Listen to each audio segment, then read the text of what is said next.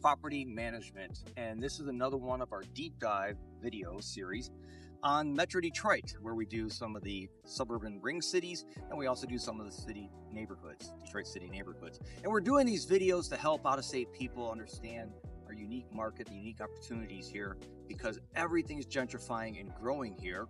And today we're in Warren, Michigan, one of the ring cities of Detroit. And we call them ring cities. We coined that term a few years ago.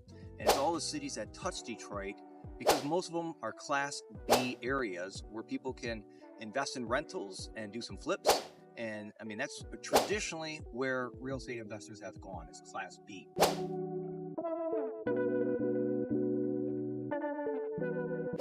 So the city was incorporated in 1957, and actually there's a debate about who the city's named after. Some people think it's a general that was a hero in the American Revolution. Some think it's a cleric that came here soon after the Revolution to settle and try to help grow and convert people and stuff like that.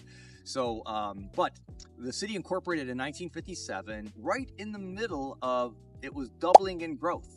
Okay, from 1950 to 1960. And then a city turned around and it doubled again between 1960 and 1970. Currently has about 140,000 people here.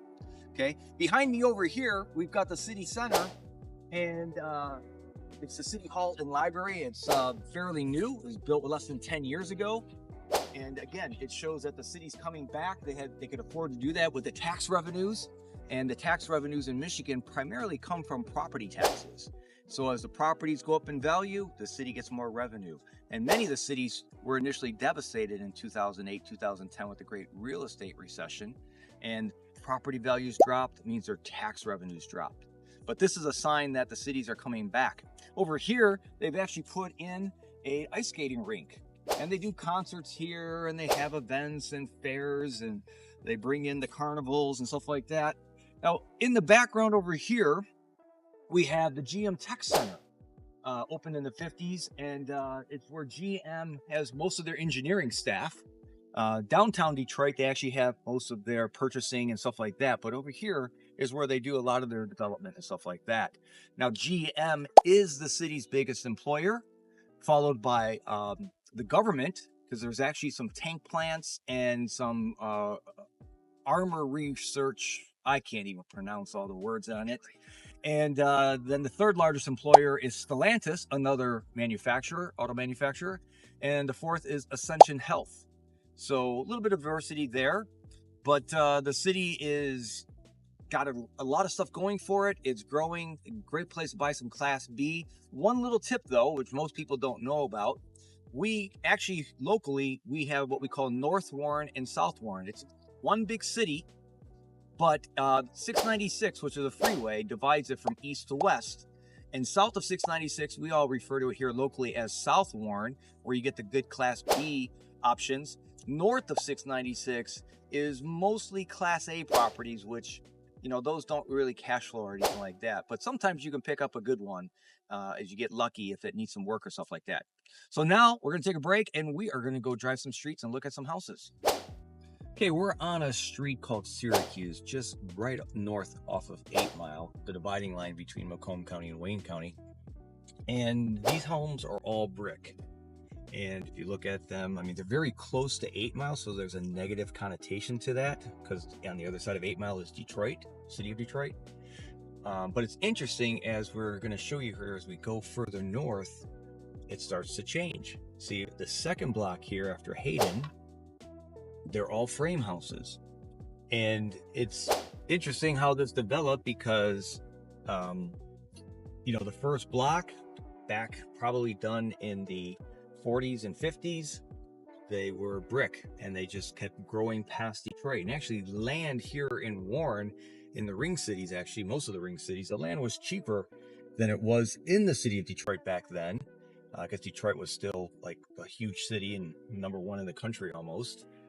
And then later, as additional growth happened, they got away from the traditional brick bungalow and ranches in Detroit, and they just went to frame to make it happen faster, including after World War II, when builders were just trying to put up houses as fast as possible for the GIs. Okay, we're in Warren on a street called Champlain, and showing you a bunch of brick ranches, pretty much cookie cutter. All of these were mostly built probably in the 60s, the big expansion. We mentioned that the population doubled between 1950 and 1960, and then again from 1960 to 70. We're just south of 696. So again, this is probably a good Class B area, all built in the 60s, and they're pretty much all the same. They all have basements, 3 bedrooms, maybe, usually they have 1.5 bath. Been in several of these. So, and a lot of times they had a pass-through bathroom where you'd get through the hallway, and also on the way to the basement, there was 2 doors to the bathroom too.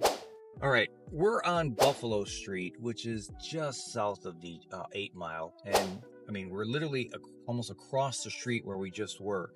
And if you look, there's a huge difference here. On the right-hand side, we've got a boarded up vacant house. Oh, we got some over on the left-hand side here.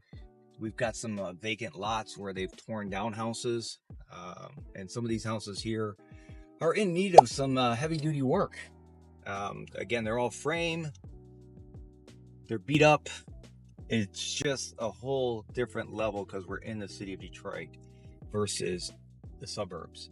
So that's an important thing to know about Detroit, Metro Detroit, basically, that where you invest, what city, what neighborhood, block by block sometimes, is very important, and why you need some really good boots on the ground that know what they're doing. Okay, we're still in Warren, Michigan here, and we're at Tringali's Bakery at 12 and Shaner. This is an institution here. It's well known. It's been here since 1958. They've got Detroit's best cannoli since 1958. And this is, you owe it to yourself if you come here to make a stop, get a little sweet.